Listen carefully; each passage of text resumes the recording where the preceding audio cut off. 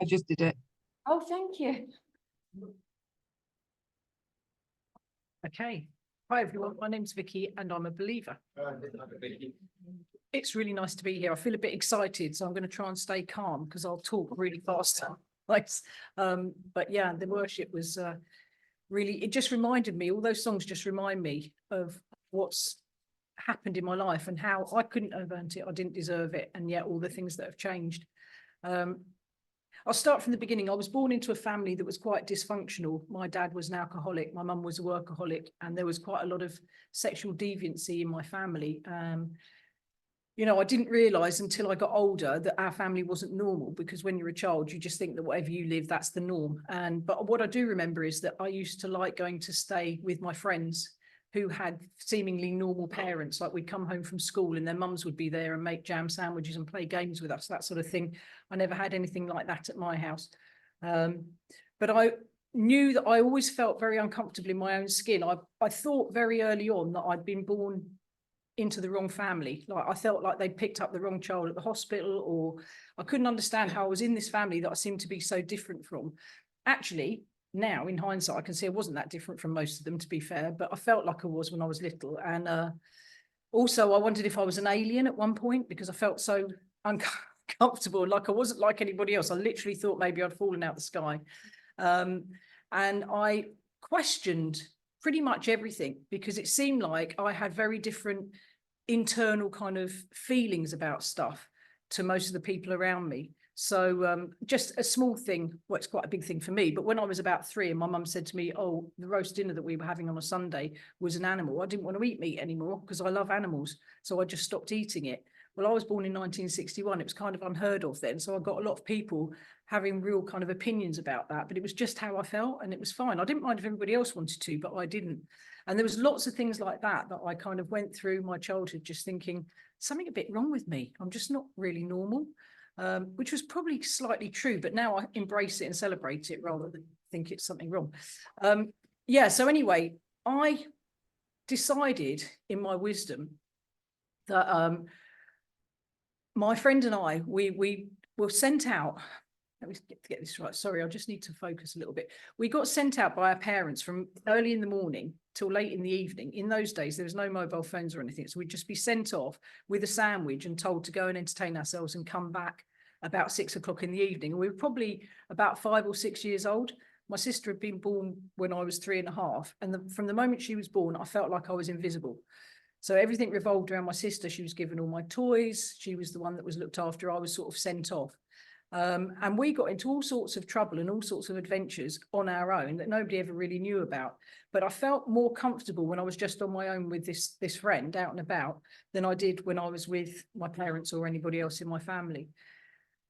And we discovered alcohol at a very young age. First of all, we discovered shoplifting, actually. And that seemed to be quite exciting until we got caught one day. And the difference in our parents were, we went home, her parents said to her, that's terrible, we stole some purses from Woolworths.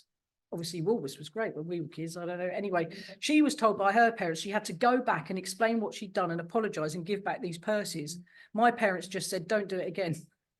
So I was really relieved that I had my parents instead of her parents, but they just weren't very hands-on parents. And from there, we discovered alcohol. We nicked it from our parents. They had these decanter things that you used to put alcohol in and pretend it was posh when really it was from, you know, Aldi or whatever. And we used to drink out of there and top it up with water. And we really liked the way that it made us feel. And I didn't understand at that point that it was literally, the problem was how I felt about myself. It was just, at that time, I thought like it was anything that was a bit more exciting. So that began my journey, I suppose, of trying anything not to be me. And I got into a lot of trouble at a very young age as well. I suppose my childhood had also meant that I had no boundaries around myself physically, and I had a lot of sexual relationships from a very early age also. So, I mean, all of this put together, I can't spend hours and hours because I've only got 20 minutes. And that's the trouble with being quite old. I've got quite a lot of story. I could sit here for about 3 hours and tell you, because I'm 62 now. But we'll jump forward a little bit. So when I was about 15, 16, and I was in these, you know, relationships and just sort of, I suppose, going out partying and not really doing anything else. And I had no ambitions for my life. When I sat down, everybody in my class at school was being told to decide what they wanted to do. and they wanted to be things like vets and nurses and, you know, pilots. And I just wanted to have a family and be happy. That was it. I wanted to be like the Waltons, really, or Little House on the Prairie. That was kind of my aspiration. And when I was, what was I, about 17, I moved to Brighton and I started serving up drugs because I'd gone through this process. I didn't even realise that I was really taking drugs in a way. I fell into it, just what everybody else was doing. And then living in Brighton, I started taking a lot of speed. Somebody brought this man round to my house to score, and he was South African. Well, he still is actually South African. And he was very dark and mysterious. He looked like the wild man of Borneo. And when he arrived, I gave him an omelette that I'd made with magic mushrooms. And I didn't realise they don't have them in South Africa. And he just retired. I don't know where he went, but he went somewhere inside himself and sat in the corner looking really dark and mysterious. I was a punk then. I had this big black Mohican haircut. And I just looked at him and thought, this is the man for me. You know. And I invited him to move in with me, which he did. And we got married about 9 or 10 months later, much to his mum's horror, because she was in South Africa and he sent her a photo of me with this big black spikes coming out my head. But what was really weird, you know, I was driving to the wedding, bearing in mind that he was 19 years old, I was 24. And when I looked at our children when they got to that age, I just thought, what was the matter with me? But I'm on the way to the wedding and I'm thinking, I don't even know this man. He could be an axe murderer. He could be anyone. I don't know anything about him. But I just went through with it anyway, because my only aspiration was to be the Waltons and Little House on the Prairie. And this man was going to create that for me. So I very quickly got pregnant with our first child. And by this time, we were in Brighton. We were serving up a lot of cocaine. We were using a lot of cocaine and a lot of cannabis and anything else that we could get our hands on, to be honest. Just slightly looking back. But when I gave up speed, I did it by taking up acid. I don't recommend that. It was really, really just after about 2 weeks, I didn't know what was real and what wasn't. I didn't know if people were genuinely talking to me or if I was imagining it. Didn't know what was happening at all. So I moved from that into cocaine and freebasing, which is obviously crack. And then we got married and I got pregnant with our first child and realized immediately that I had this huge problem with drugs because I couldn't stop using. And all these little things that I'd had this little daydream when I was little about growing up and having these children, I'd never imagined that I would do it off my face, you know, and I just couldn't stop. So I'd gone to the doctor and I'd confessed him and I said, look, he said, are you using any drugs? I said, yes, cocaine and cannabis. And he said to me, well, I can't tell you that's going to harm the fetus in reasonable amounts. This is back in the 80s. And I was really angry with the doctor because I thought if he told me that I was going to harm my baby, I'd have stopped immediately. So it was his fault because I couldn't stop because he hadn't said that. That was my first thought. My second thought was, oh, what's a reasonable amount then? So by the time I got to the car, I decided it probably meant half of what I normally did. And then I spent my pregnancy doing that. And my son was born in September of 1987.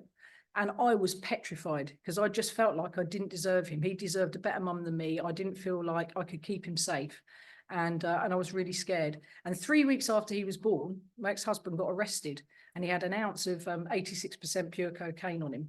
The police said to me, he's going to do 4 to 6 years. And I was left with this little baby and this raging habit, no money really. And I was followed around by some quite nasty people who kept threatening me and telling me that if he opened his mouth, my baby was going to get killed and this sort of thing. And in that moment, something in me broke. You know, my ex-husband, he came out of prison on Christmas Eve because my mum put up £10,000 bail because I lied to her. I told her that he'd been walking along the road innocently and the police had found this packet of drugs in the street and blamed him and, you know, all this crap. And she put up this £10,000 bail and he came and sat down with me. It was Christmas Eve. And he confessed to me that before we'd even got married, he'd started being unfaithful to me. So like one of his primary addictions was adultery, really, sex, you know. And something again broke inside me and everything in me just cried out. It was like, what is there for me? I was on my own. I felt completely alone. I felt completely helpless. And in that moment, God spoke to me very clearly and said, I'm here for you. I've been waiting for you. And I knew it was God. It was like this really odd thing. And I thought, if I tell my husband, he's going to think I've lost the plot. So I didn't really say anything. But what I did was I went and bought a Bible and I started reading it. So I didn't know any Christians. I didn't know anybody that could talk to me about what had happened, but I knew that it was a very real experience. And it's an experience that I've carried through a lot of what's gone on in my life since then, because nobody could give me that and nobody could take it away. It was directly from God. And I was really lucky to have that, really blessed, you know. As a child, when I'd spent a lot of time on my own, one of the things that I had really believed was that God was there, you know, and I sometimes used to walk to church on my own when I was really little and go in and into this Catholic church at the end of my street and sit in there and go up and follow everyone up to take communion. No one said anything. This little kid, I was probably about five, and then I'd go out into the Sunday school just because I felt that I wasn't invisible. At home, I was invisible. And when I was there, you know, I felt like people noticed me. So anyway, jumping forward, here I was, I'd had this spiritual experience, but I still couldn't stop using drugs. And it was really, really difficult. My ex-husband's co-defendant was still in prison, and he put his hands up and said the drugs were his, even though they weren't. He'd said, look, you've got a family, I'm going to take the blame for this. And so I was going to visit him every day. And just to show you how long ago it was, you could take a can of special brew with you every day when you went to see people on remand. So I would go in there with this can of special brew. And then when it got to Christmas, after Simon had come home, I went in there and I took all these little miniatures of vodka and I stashed them about all over. And he would quickly drink one and then throw it down my top, you know, and all this sort of thing. It was quite some sort of, I suppose in a way, it felt quite fun. There was an excitement in it because one of my addictions really was probably adrenaline and just the whole thing of taking a risk of any sort. But there I was with my baby in a pram, you know, going up to this prison with cans of special brew. And one day we'd moved back to the town in which I was born. And there was this guy who was sitting in the waiting room and he'd said to me, is that a Bible you're reading? Because I was sitting in the waiting room reading a Bible and I was really defensive. And I just looked at him and I went, yeah, why? And he said, which church do you go to? And I looked at him like he was absolutely mad. I said, no church would want me. I don't go to a church. And he said, well, why don't you try this church? And he'd named this church Worthing Tabernacle. Worthing was the town which I'd been brought up in, even though at that point I was living the other side of Brighton. And within a couple of months, I'd moved back to Worthing. And I was going to go and visit this same co-defendant. It was a Sunday morning and the train went early. So I always joke and say, well, that was God because trains never went early. So I was stuck on the platform and I thought, I know, I'm just going to wander up with my son in the pram and have a look and see the people going into this church because it came back to me what he'd said. So I walked up the road and this same man appeared in front of me and he went, oh, Vicky, you've come. And the next thing I knew, I'm sitting in this church, my child's in the creche, I couldn't escape. And this man came out who didn't even have a dog collar or anything. And he started talking and it was like he knew me, you know, and he was talking directly at me. And I was sat there like this thinking, what, I mean, all these people and how do they know I'm here? And then after the service, all these people coming up to me and they were being really lovely. They were saying things like, you know, hello, what's your story? And I thought, well, you know, I might as well put them off straight away. And I said, well, I'm a drug addict. My husband's in prison, you know, all this sort of thing. And they went, oh, that must be really hard. Is there anything we can do to help? And they just poured love at me. And it was this amazing experience that just, I suppose I felt noticed, you know, and I began a journey in that church, which went on for quite a while my ex-husband got taken back to court. And even that was a miracle, you know, in that. So he'd been caught with all this cocaine and the police had been chasing us for years. Like we literally got raided every month. Like they came in 10 times in 10 months. They knew my house better than me. They knew where everything was. And they've been really wanting to put him away. So we didn't expect anything to happen other than for him to end up doing 4 to 6 years in prison. And I'd gone to the pastor at the church and I'd said to him, which is quite funny thinking back now, I said, right, because we were really good at lying. That was one thing. That was probably my best gift then. And I said, right, we thought of this lie, you know, we're going to say this and this, and then he'll get let off and it'll be fine. He can come home. And he just looked at me and he went, do you trust God? I thought, this is a bit of a trick question. And I said, well, yeah. And he said, well, you can't lie then. So then I had to go home to my husband, my ex-husband, who didn't believe in God at all and say, look, when you go to the court, just don't lie. I won't repeat what he said because we're in a church and we've already been told not to use profanity, and he's South African. So you can imagine it was quite colourful. And but when we got to the courts, it was really mad because everybody in this church was praying for him. And they turned around and they said to him, right, we're going to offer you a plea bargain. You know, if you plead guilty to possession, then we won't do you for intent to supply. Well, possession of an ounce of cocaine, 86% pure, is not normal. Right. So he said, he came out to me and he went, what do you think? And I said, well, yeah, because then you won't have to go on trial, you know, blah, blah, blah, blah. So he went back and he pleaded guilty and they gave him a year with 6 months suspended. And they, you know, took off the time that he'd already done in prison. And he ended up going away for about 3 weeks, which was a miracle. So I went back and I was like, yeah, really fired up, full of faith, still unable to stop using drugs. I cried every day as I used. I could not stop using. Right. That was my truth. And while my husband was in prison for this 3 weeks, I was sending him books, things like Chasing the Dragon and Brother Andrew, God's Smuggler, because these were people who were a bit on the edge, a bit edgy, and I thought he might relate to them. And he read these books because he didn't really have much else to do. And he came out and I said, right, I'm going to take you to see this guy. He's just going to do a talk. I tried to play it down a bit. We went to this big hall full of all these people, and this man stood up and he preached really like in your face and gave us all a nail, like this huge nail. And he went, this is a crucifixion nail. This is what Jesus went through. And I'm thinking, oh no, you know. And then they did this altar call and said, look, if you'd like to give your life to Jesus, you know, come to the front. And he stood up and went forward. And I was like, oh my goodness, I couldn't believe it. And before we'd gone to this talk, somebody had come round, one of our old associates had come round and given us about £400 worth of Peruvian flake cocaine, you know, because they liked us. And so we went home. He's just given his life to Jesus. We sat down with these drugs and we sort of looked at each other and we thought, right, well, we'll go to sleep. We'll make a decision in the morning. In the middle of the night, we both sat bolt upright in bed. It was about 4 o'clock in the morning, and looked at each other, and we knew that God had said, throw the drugs away and I'll set you free. He said it individually to both of us when we were asleep. Right, so by this time, we've got 2 children, right? We'd had another baby. And I looked at him and he looked at me and I thought, well, it seems a bit of a shame. What are we going to do with it? He said, get rid of the drugs. Right, okay, well, we'll do them then. So we decided we were going to do all these drugs before the morning. That was going to be the best thing. So we'd get rid of them that way.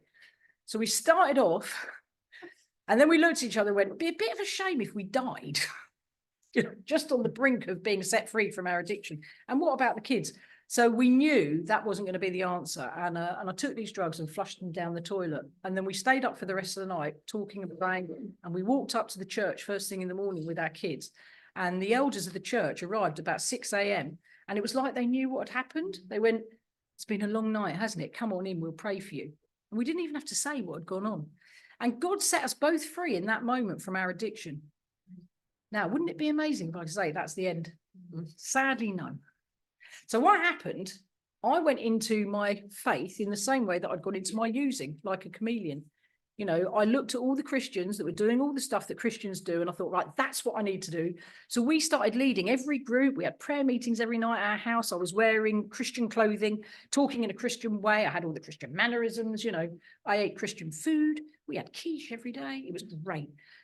Except it was a bit of a strain for a mad South African who used the F word to say hello and everything else. It was all a bit it was hard work.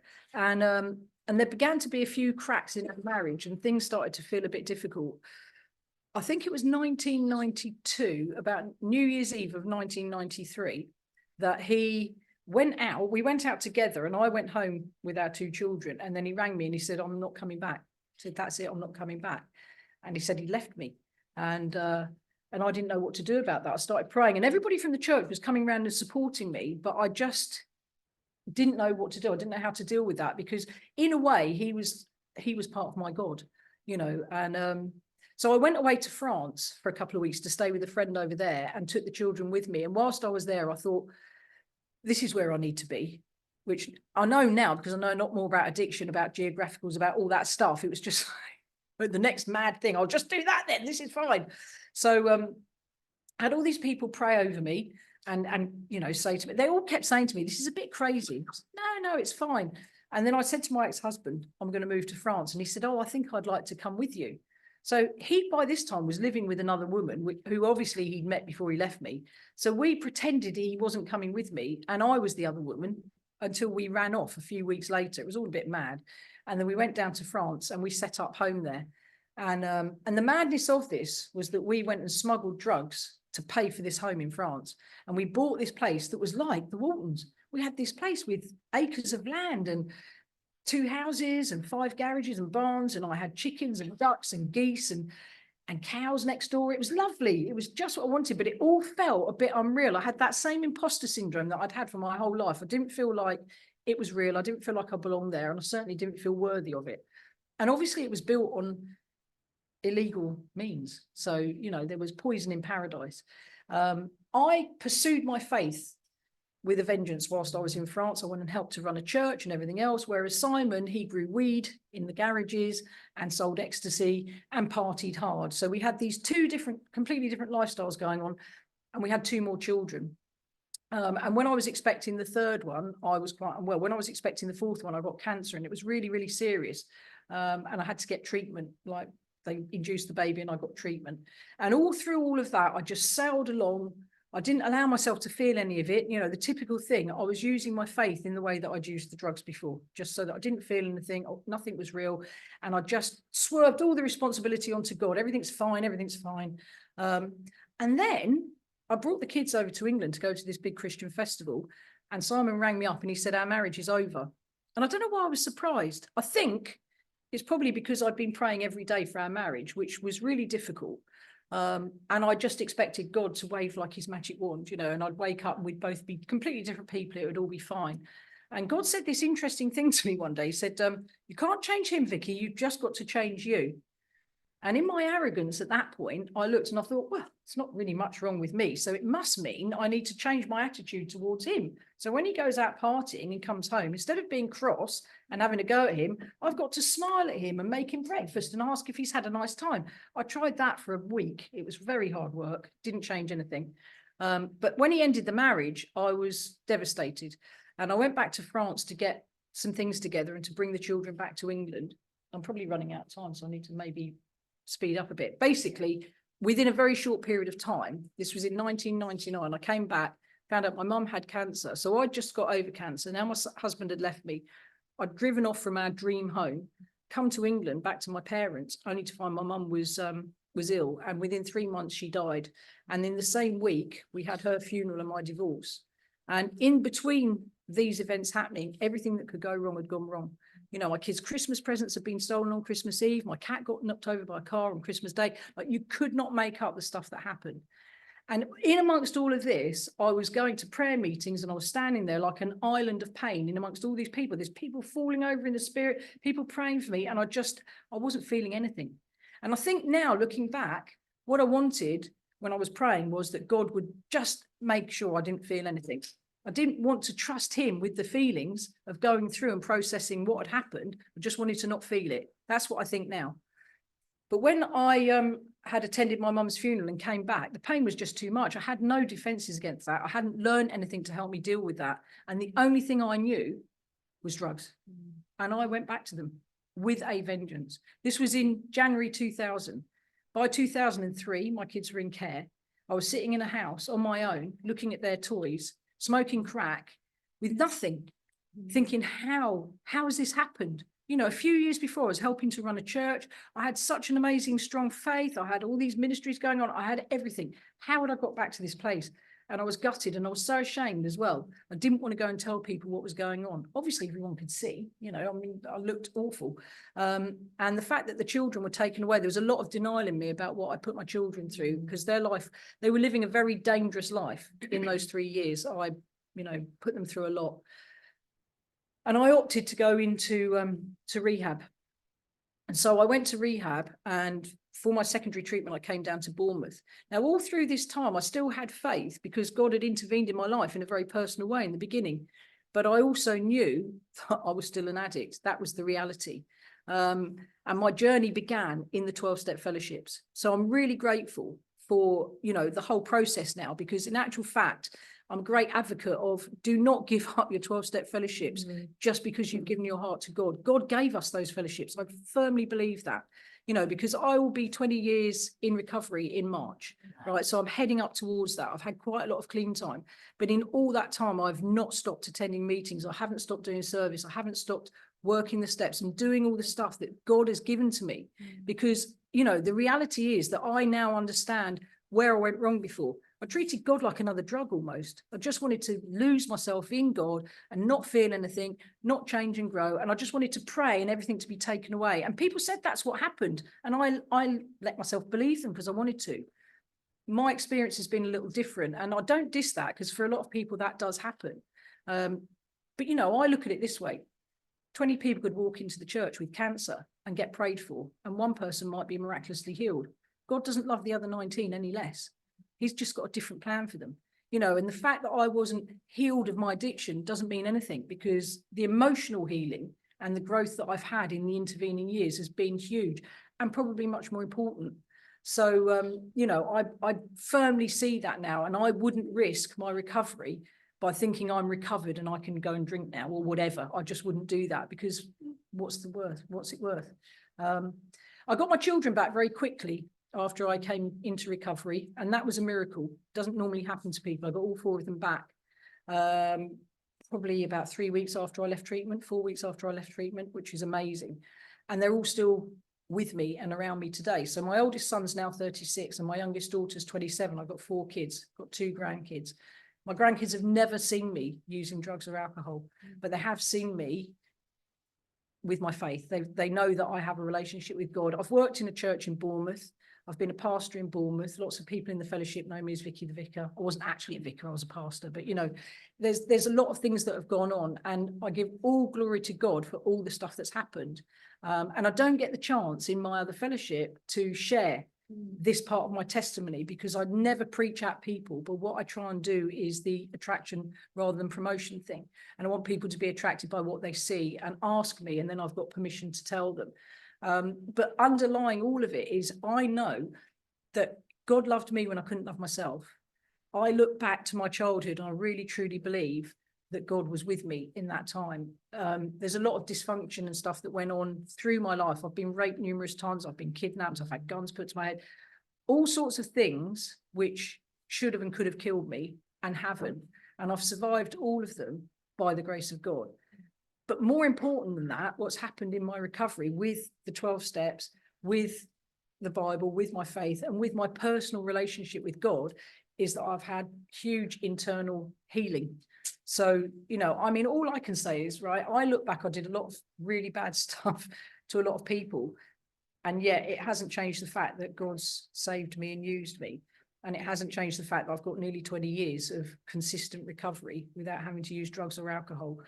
So I don't know where any of you are at in your journey, and I don't know what your story is, but all I can say is that although I'm nothing special from the point of view of I'm nothing special, I'm actually really special as well. And you're all really special too. And I just think if Jesus was here physically among us, I believe he's here in spirit, but if he was here physically among us, walking around in Bournemouth, he would like nothing more than to be sitting in here or any of the 12-step fellowship rooms, because we're his people. And one of the things that I liked when I read the Bible was the fact that Jesus was homeless. He was chased by the authorities. He told people they were hypocrites. He looked at the stuff that was going on and he cut straight to the chase. And he said, look, I just want you to love people. Just accept them as they are. I still struggle with that. It's really hard. I decided I'm going to have a day of not judging anyone for anything. And it's really hard. I got to about 9 o'clock. You know, it's hard work. But Jesus doesn't do that. And he looks at the world and probably weeps more than we do. And I know that he'd be in this room. He is in this room, but he'd physically be here in this room saying, you are my people. We're his tribe. And that's what I liked. You know, I can really relate to that. He's not some distant person who's completely different to us. He is us, you know, and that's cool. So I don't really know what else to say other than, for me, this year I've decided it's a year of connection. I want to deepen my connection, re-deepen my connection with God, with the Holy Spirit. I've seen lots of things go on which have been completely unexplainable, but also with people, because I find it really easy to put the barriers back up around myself emotionally, and I don't feel that's what I should be doing. And I can't go out and say attraction rather than promotion if I'm not attracting people to what that looks like. So it's been a real pleasure and a privilege to be able to share with you. I hope you've got something from it. I don't know what else to say other than just keep doing the stuff, keep coming back and keep going to meetings. Thank you.